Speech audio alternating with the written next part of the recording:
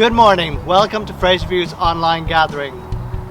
We're delighted that you could join with us this week. There are several other ways that you can be involved in our community during the week. We remind you that on Monday nights at 7:30 p.m. Church at Home occurs. You can find the Zoom link in the email.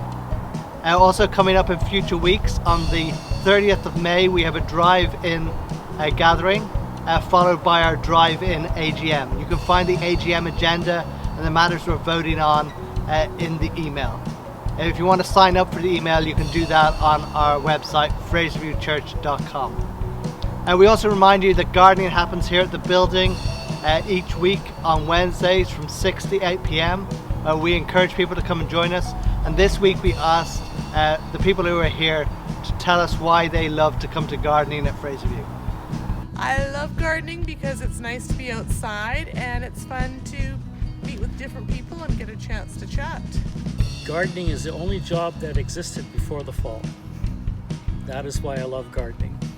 I love killing things. I love being out in the fresh air and seeing people. Yay! We encourage you to pay attention to the Spirit as it connects you with each of us as we watch this video, and with Jesus as we sing along with the music and pause the video to answer the questions, and as we pray for our community using the prayer document during the week.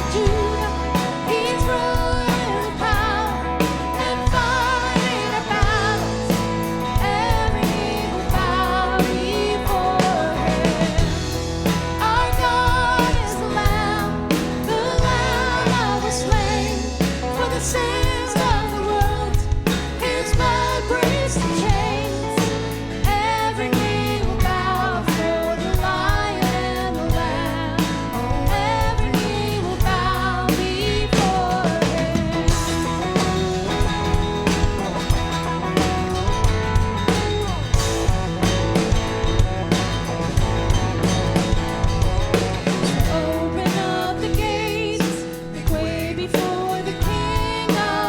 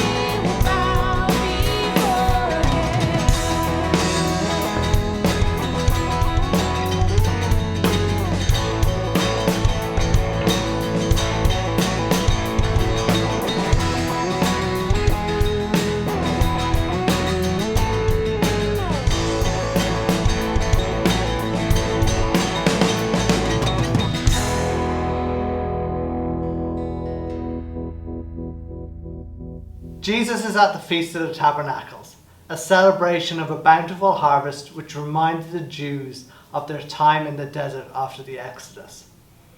That God was present with them and that God provided food and water for them. It was a celebration which looked forward to the day when God would once again be with them and would provide bountifully for them. As I mentioned last week, the Feast of the Tabernacles had a water drawing ceremony and a lamp lighting ceremony on each of the 7 days of the festival. And we have heard how Jesus has identified himself with those symbols of God's presence and provision with his people. Jesus claims to now be how God will quench people's thirst and cause living water to flow from them. And Jesus is claimed to be the light of the world who leads people from darkness into the light.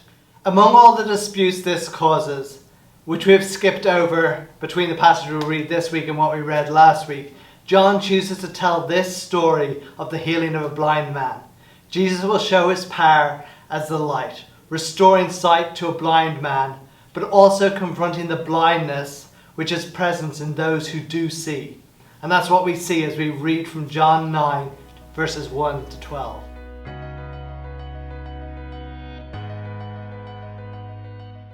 As Jesus went along, he saw a man blind from birth. His disciples asked him, "Rabbi, who sinned, this man or his parents, that he was born blind?" Neither this man nor his parents sinned, said Jesus, but this happened so that the works of God might be displayed in him. As long as it is day, we must do the works of him who sent me. Night is coming when no one can work. While I am in the world, I am the light of the world.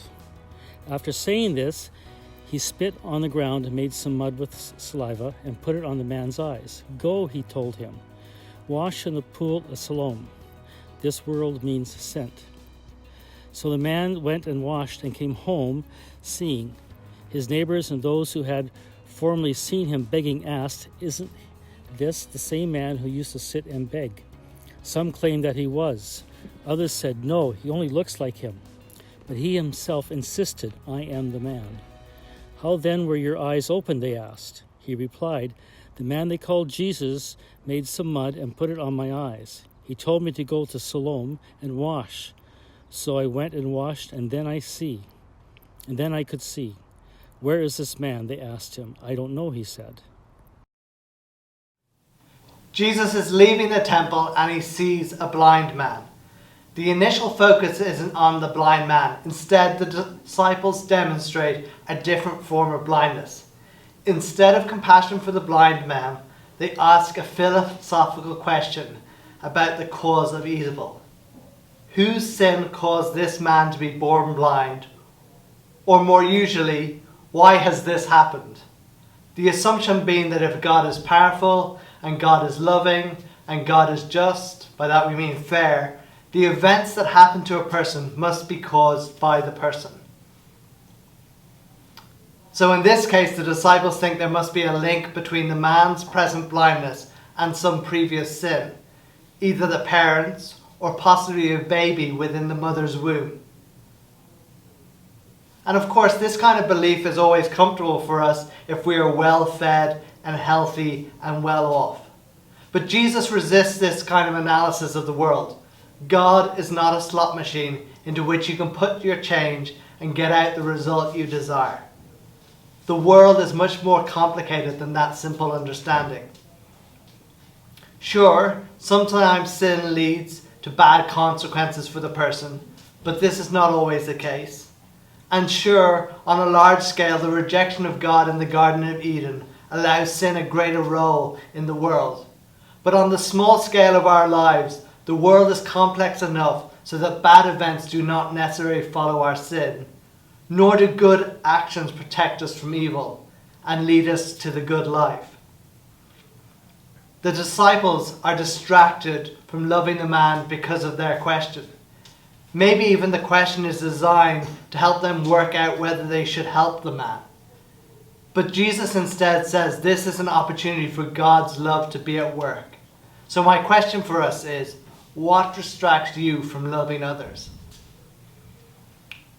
I recognize the disciples' response, the temptation to evaluate a person's life to see how they have contributed to their own suffering. I also see within myself the temptation to be distracted from loving others by a desire to be efficient, to consider completing the task more important than taking the time to love someone. Love, of course, usually takes time and effort. Real relationships take time and effort.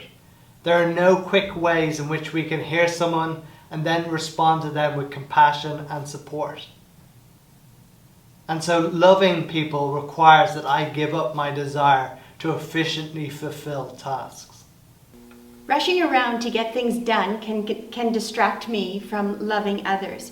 I'm currently taking a course at Regent College called Dementia: Living in the Memories of God.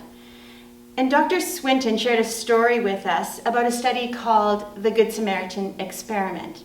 So in this experiment, 2 groups of students from the local seminary were tasked with the job of preaching the story of the Good Samaritan at a church that was several blocks away. So the first group was sent off to go and prepare and to preach at this church, and they were told, you've got to hurry, because your time is running out.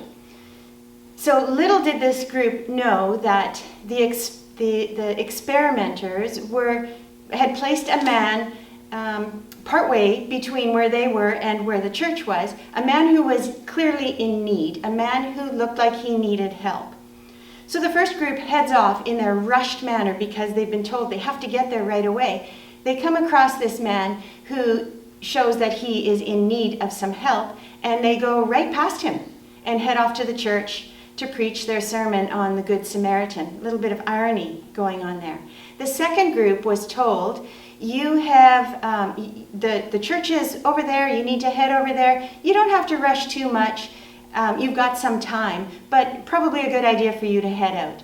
So they headed out and again came across the man who was in need of help and stopped to help him before they moved on to preach their sermon at this church about the Good Samaritan. So what does this story, what does this experiment tell us? The researchers had done this with a number of groups, and they came up with the same results all the time. One group rushing through and the other group finding time to meet with this man who was in need. So the conclusion of the experiment was that busyness kills compassion. And I thought that's a pretty profound statement. Dr. Swinton also highlighted, in reference to this experiment, a book called The 3 Mile an Hour God. And it's based on the premise that that's probably the speed at which Jesus walked on this earth, 3 miles an hour. So the book challenges us and challenges me. I haven't read the book, but certainly the concept challenges me to rethink how I use time. How can I learn to move at the speed the love of God walks? So that's what I'm working on, so I'm not distracted from helping others. In my story, I very much resonate with the disciples here. I spent a lot of time in my life wrestling through theological questions, trying to figure out exactly what to believe about some of the details within Christianity. I remember one time when I was in a youth camp out, when I was probably 17 or 18, after being plagued by a specific kind of theological question for a while. I remember God saying so clearly to me that it's time to move on. When I look back on that moment in retrospect, I think that the purpose of telling me to move on was so that I could begin my work of restoration with some of the people in my life. Of course, theology is important, and knowing what you believe and what you care about is a worthwhile goal. But I found myself at a point where a fixation on being right was distracting me from loving others in my life. So I definitely understand these disciples trying to answer a theology question instead of loving and caring for someone who needs it, and that's something worth challenging myself with.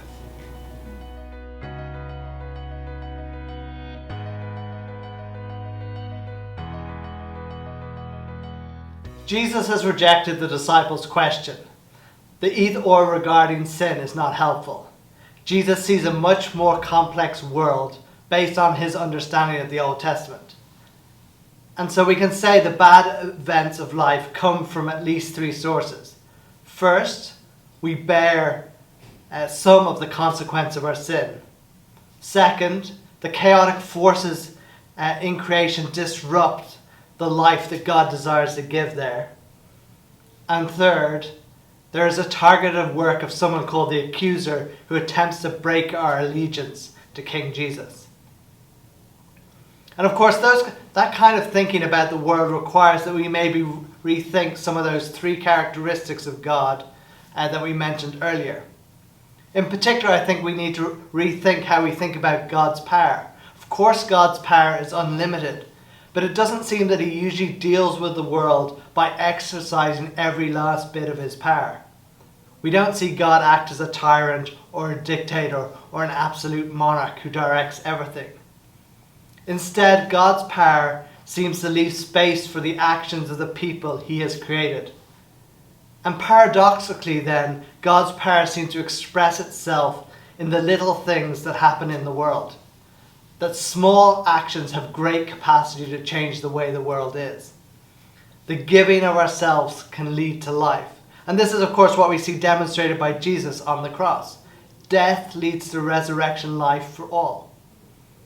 So when Jesus sees a blind man, instead of worrying about the question of causation, he instead sees an opportunity to see God's great strength through a compassion which leads him to love the man. The man needs to see, and so Jesus takes time to stop and to heal him. Despite any limitations that may come from being human, Jesus' power is quite sufficient to heal this blind man. Jesus, the light of the world, removes the darkness from a blind man.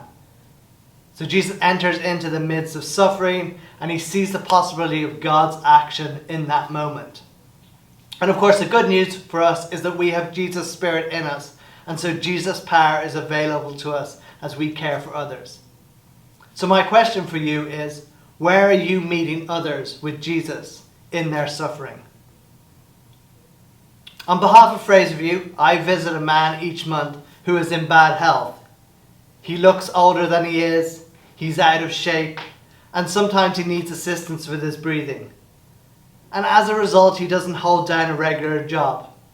He does collect for the Salvation Army at Christmas, but most of the time he lives through a combination of government support, using the food bank, and charitable assistance. And so I meet with him once a month to hear about his past month, to drive him to the grocery store, and to provide some assistance from Fraserview's Benevolence Fund. And so it's a privilege for me to be able to help someone on your behalf. It's one of the great privileges of my job. I think of Justice, a young boy who has recently suffered a devastating brain injury.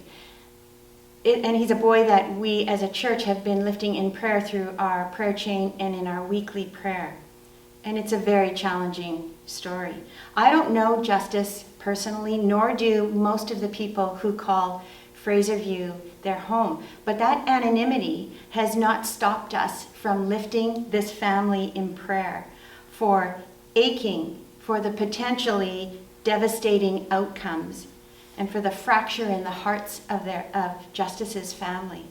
Justice's presence in his community will be changed forever. But we meet this family in our prayers as we call out to God for mercy and healing.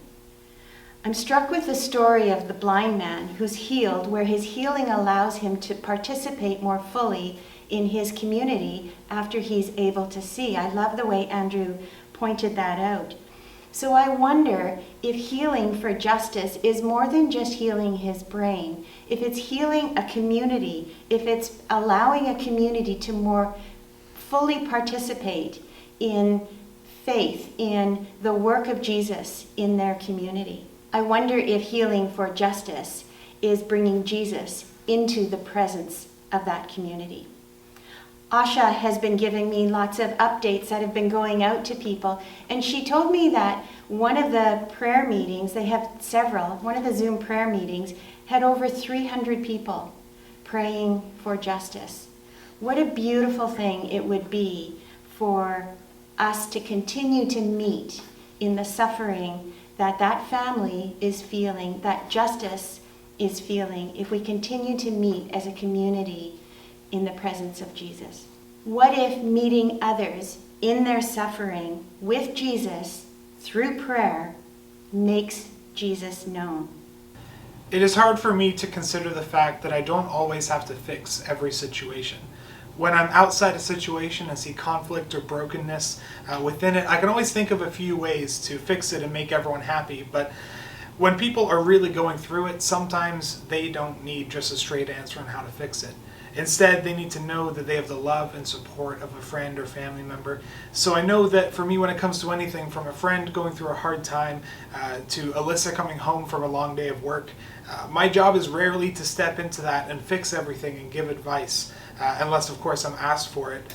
Instead, I'm challenging myself to do two things when someone comes to me like that. And first is to listen well and to understand what they actually need. Do they need advice, or do they just need a friend in that moment? And second, I'm trying to be present regardless of what it is that they need. That means not checking my phone or having one foot out of the door during the conversation.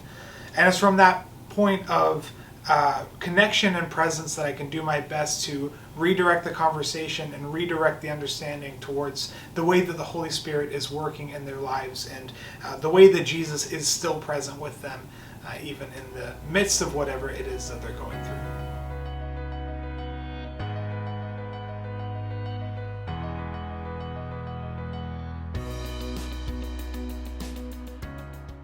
Jesus recreates by simply spitting on the ground and making mud to put on the blind man's eyes. That's all it takes. Would you allow someone to put spit on your eyes?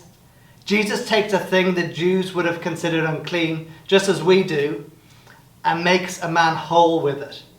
Just as our sin has polluted our relationships, that doesn't prevent Jesus from working in us. And maybe the mud is a subtle hint to the making of the first humans in the garden. From the unclean dust, Jesus recreates a new person who can truly see and live in his kingdom. The man, of course, has to go and wash it off. Healing often seems to require an action on our part. Wholeness is a way of life in which we enter before we are healed. An obedient way of life in which Jesus takes a primary place because he is the light that guides us into the new creation where everything will be made new and whole. The healing the man receives is not just his sight. Being blind, of course, was a major disability in Jewish society. You can hear some of the prejudice he would have faced in the disciples' question about causation. The man couldn't have worked and therefore couldn't have provided for himself. He couldn't interact socially with society without the help of others. It's likely that he spent his day sitting at the entrance to the temple, hoping those passing by will be in a charitable mood. So Jesus' healing not only restores his sight, but also allows him re-enter into Jewish society. Now he can work and interact as everyone else does. The healing offered by Jesus is holistic. It covers the whole of his life. So my question for us is, how has seeing the light of Jesus restored you? Coming from Ireland, where it doesn't snow very often, one of the first things I noticed about snow here in Canada was how bright it made the world. Light reflected off the falling snow so that it seemed much lighter than I would have expected. Jesus' light is the same.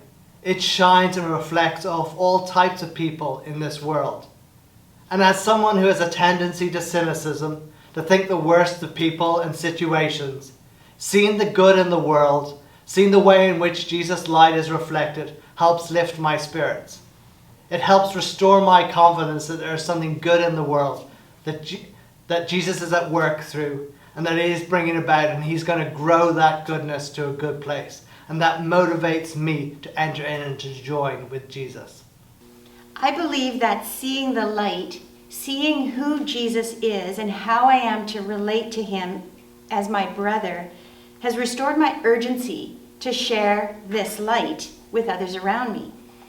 I believe I was created to share the love of God, and seeing the light has opened my capacity to be able to do that. I sometimes feel like when I'm in connection with other people or in conversation with them, that I have to do a double take, because the words that are coming out of my mouth, they don't feel like mine. It's a little bit like looking over my shoulder to wonder, where did that come from? I know that that is the light of Jesus and his influence on me. I know that to be restored for me has been to be able to see how God has created me, and that is to be an ambassador for him. In our young adults group this week, we did a study on peace in the Bible, specifically the Hebrew word shalom as it appears in the Old Testament, and the way that Jesus uses the word peace throughout his ministry. This study suggested that the word shalom refers not only to an absence of conflict or war, but also a presence of fullness and wholeness. It refers to a fully restored state. Reflecting on this term, I see Jesus working throughout the course of my life to show me light and to restore me gradually. Jesus has used moments of worship, study, and sitting around a campfire with friends to reveal light to me and to restore me through healthy relationships with people around me and a deeper love for him. I use this gradual language because I know that there is still work to do, and Jesus is still, even now, using moments to reveal light to me and restore me more into one that looks like Christ.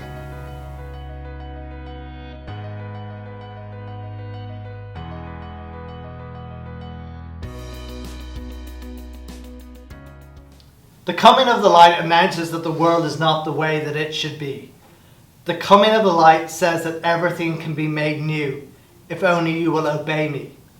The light shines in the darkness and shows us a way of life that is whole and healed.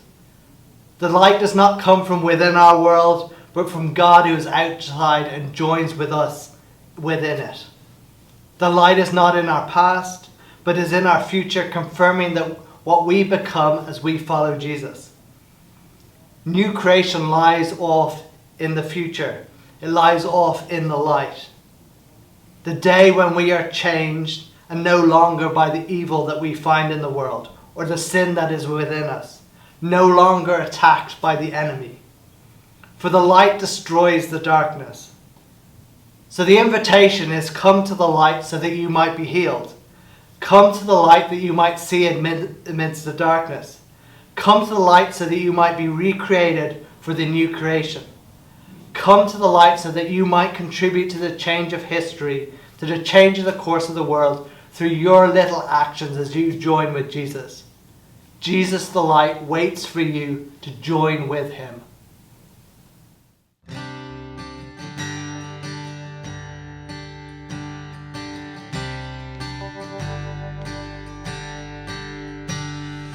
I searched the world, but it couldn't fill me. A man's empty praise and treasures of fame are never enough. Then you came along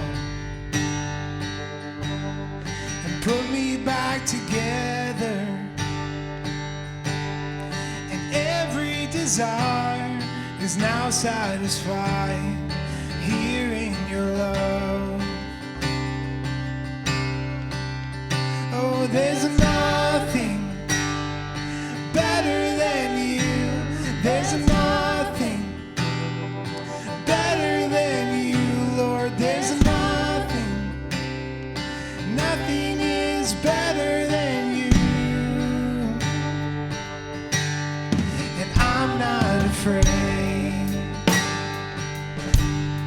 to show you my weakness, my failures and flaws. Lord, you've seen them all, and you still call me friend. He's the God of the mountain, He's the God of the valley. There's not a place your mercy and grace won't find me again. Oh, there's nothing better than you. There's nothing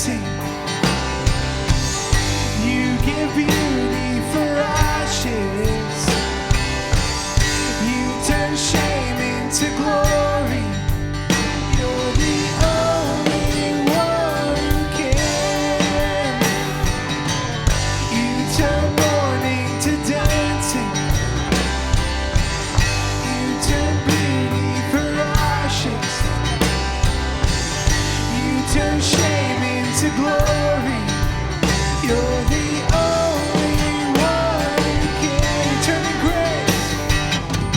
You turn graves into gardens. You turn bones into armies. You turn seas into highways. You're the only one who can. You're the only one who can.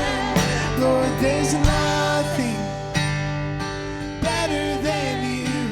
There's nothing better than you, Lord. There's nothing. Nothing is better than you. Oh, there's nothing better than you. There's nothing better than you, Lord. There's nothing. Nothing is better than you. See you turn graves into gardens. You turn graves into gardens. You turn bones into armies. You turn seas into highways. You're the only one who can. You turn graves into gardens. You turn bones into armies. You turn seas into highways. You're the only one who can. You're the only one who can. You're the only one. You're the only one who can.